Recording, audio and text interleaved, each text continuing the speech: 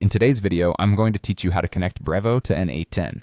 Whether you're an experienced user or just getting started, this guide will walk you through the essential steps to ensure a seamless connection between these two powerful platforms. Let's begin our journey by opening n8n. If you're not familiar, n8n is a powerful workflow automation tool that lets you build complex automation sequences visually. Once you're in, focus your attention on the Credentials section. This is the place where we will configure the necessary authentication details to connect with Brevo. Now that you're in the Credentials section, you'll see an option to Create Credential. Go ahead and click on that. This will bring you to a new window where you can select the type of credential you need. In this case, you're going to look for the Brevo API. Once you've found it, select it. Now it's time to paste your API key. If you're wondering where to find this key, you'll need to log into your Brevo account and navigate to their API settings.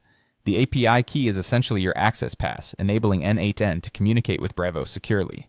After you paste your API key into the field provided, take a moment to double check for any typos. Accuracy is critical here. Even a single misplaced character can impact the connection. With the API key properly pasted, it's time to save and test the connection. Click Save first and then look for an option to Test Connection.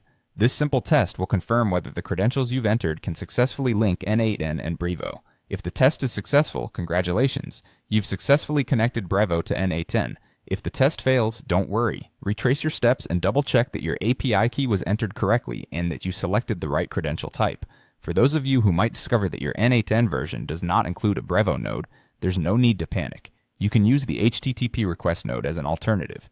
The HTTP request node lets you manually enter API calls and customize requests. This gives you the flexibility to interact with Brevo without needing a dedicated node. All you'll need is a clear understanding of Brevo's API documentation, and you can start creating those custom requests right there.